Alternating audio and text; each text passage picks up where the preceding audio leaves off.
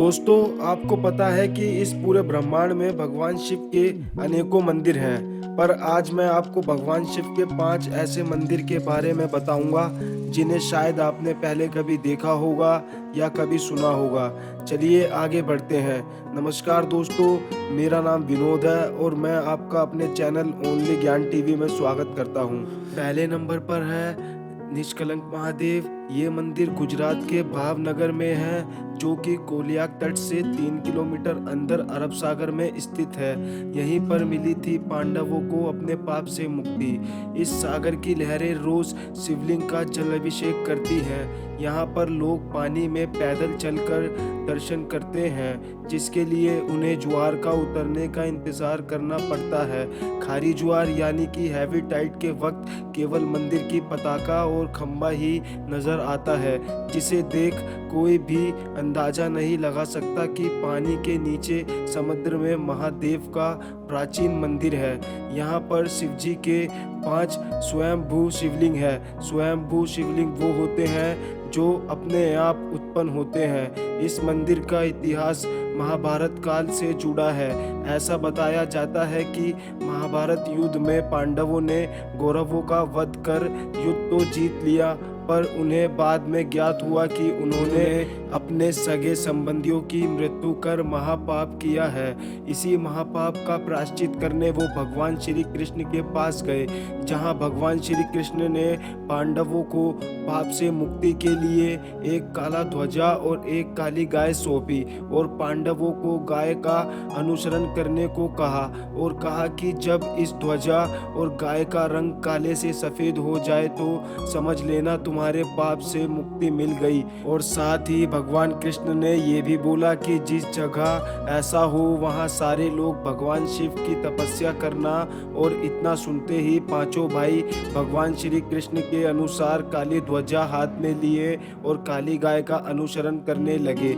इस काम में वो सब कई दिनों तक अलग अलग जगह पर गए, लेकिन गाय और ध्वजा का रंग नहीं बदला। लेकिन जैसे ही वो गुजरात के कोलियाक तट पर पहुंचे तो गाय और ध्वजा का रंग सफेद हो गया, जिसे देख पांडव खुश हो गए और वहीं भगवान शिव की तपस्या करने लगे। जिसे भगवान शिव खुश होके पांचों भाइयों को लिंग रूप में अलग अलग दर्शन दिए। ये पांचों शिवलिंग अभी भी वहीं स्थित है और इन शिवलिंग के सामने नदी की प्रतिमा भी है। पांचों शिवलिंग एक वर्ग आकार चबूतरे पर है। इस चबूतरे पर एक छोटा सा तालाब है, जिसे पांडव तालाब कहा जाता है, जिसमें श्रद्धालु अपने हाथ पांव धोते हैं और शिवलिंग की पूजा अर्चना करते हैं, क्योंकि यहाँ पर आके पांडवों को अपने भाई के पाप से मुक्ति मिली थी। इसलिए इस मंदिर को निष्कलंक महादेव कहते हैं। भादवे महीने की अमावस को यहाँ बहुत बड़ा मेला लगता है, जिसे भाद्रवी कहा जाता है। उस दिन यहाँ काफ़ी भीड़ रहती है। यहाँ ऐसा माना जाता है कि अगर हम अपने किसी प्रियजन की चिता की राख शिवलिंग पर लगा के जल में पारावित कर दें तो उसको मोक्ष मिल जाता है। यहाँ शिवजी को राख, दूध और दही और नारियल चढ़ाया जाता है। और इस मंदिर की एक खास बात है कि यहाँ साल भर एक ही पताका लगे होने के बाद भी उसे कोई नुकसान नहीं पहुंचाता। यहाँ तक कि 2001 में विशाल भूकंप में जब यहाँ 50,000 लोग मारे गए, तब भी ये पताका वैसा का वैसा ही था। तो दोस्तों, क्या आप भी जाना चाहते हैं निष्कलंक महादेव? मुझे कमेंट करके बताएं। नंबर 2, अचलेश्वर महादेव मंदिर। अचलेश्वर महादेव मंदिर के नाम से वैसे तो काफ़ी मंदिर हैं, पर जो राजस्थान के धौलपुर में स्थित है अचलेश्वर महादेव मंदिर, वो बाकी सभी मंदिरों से अलग है। ये मंदिर राजस्थान और मध्य प्रदेश की सीमा पर स्थित है, जो कि चंबल और पेड़ों के लिए प्रसिद्ध है।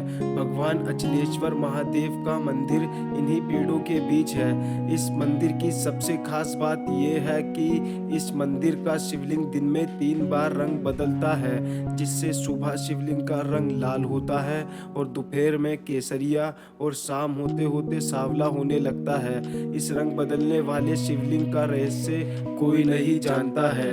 अचलेश्वर महादेव का ये मंदिर काफी प्राचीन है, जो कि मंदिर का ये इलाका डाकुओं के लिए काफी प्रसिद्ध था। जिसकी वजह से यहाँ काफ़ी कम श्रद्धालु आ पाते थे। पर जैसे जैसे इस मंदिर के बारे में लोगों को पता चला, वैसे वैसे यहाँ भीड़ रहने लगी। इस शिवलिंग की एक अनोखी बात और है कि इस शिवलिंग का छोर आज तक किसी को पता नहीं चला।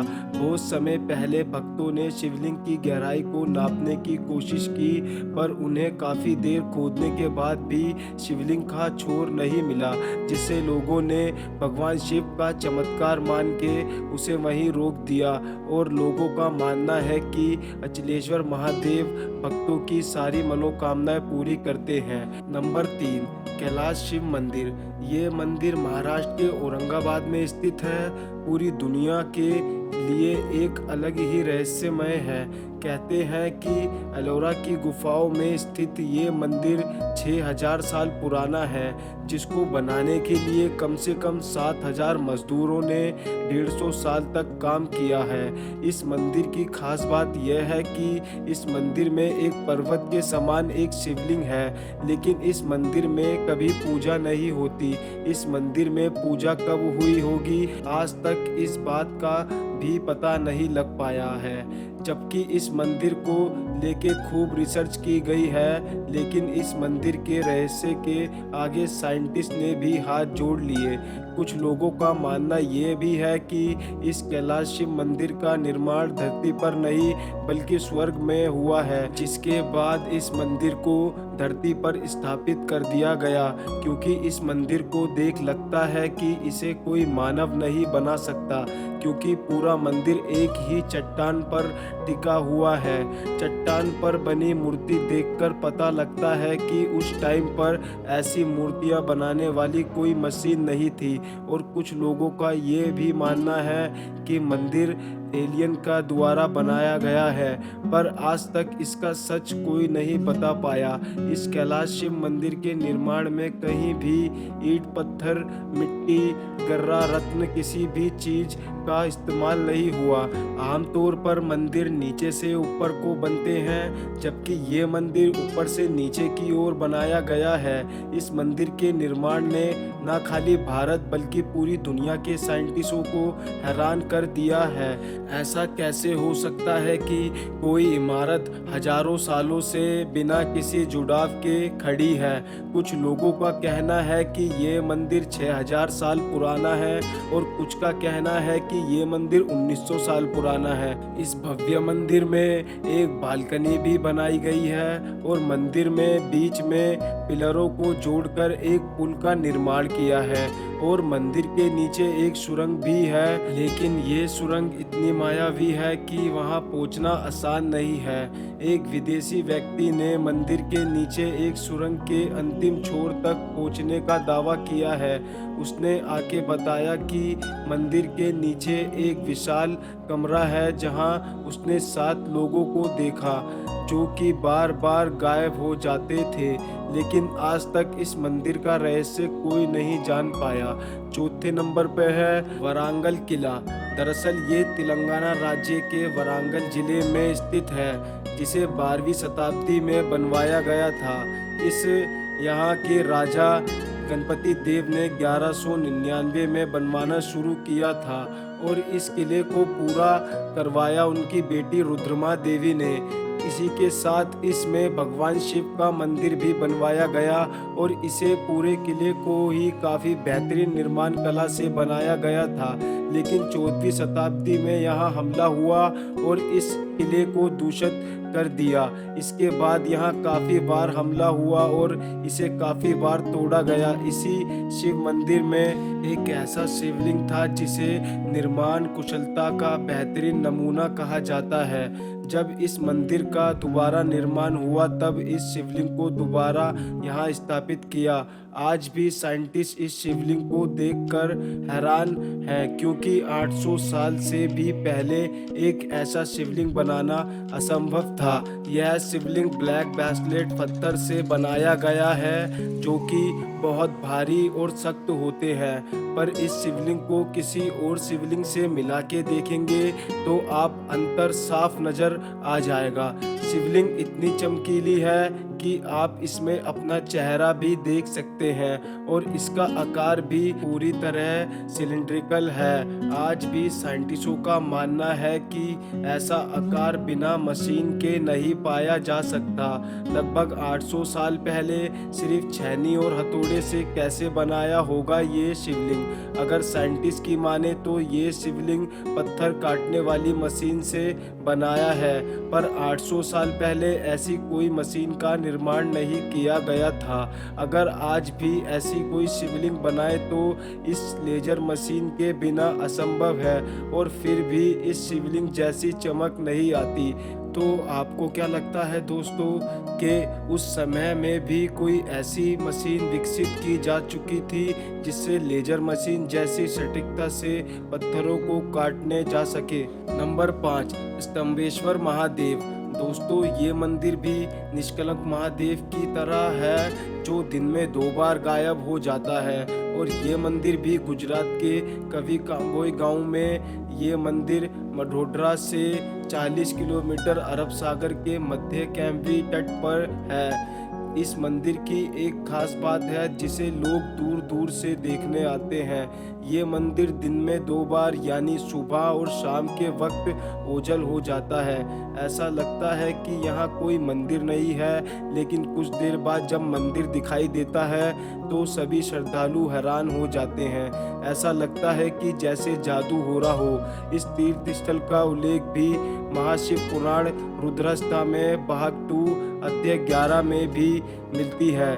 इस मंदिर की खोज आज से 200 साल पहले हुई। ऐसा कहा जाता है कि ये मंदिर भगवान कार्तिकेय ने बनवाया था। स्तंभेश्वर महादेव मंदिर का शिवलिंग लगभग 4 फुट ऊंचा और 2 फुट व्यास का है। इस मंदिर के बारे में जाने तो ताड़कासुर ने भगवान शिव से वरदान मांगा कि मुझे कोई नहीं मार पाए, पर यह असंभव था, इसलिए शिव जी ने उसे मना कर दिया।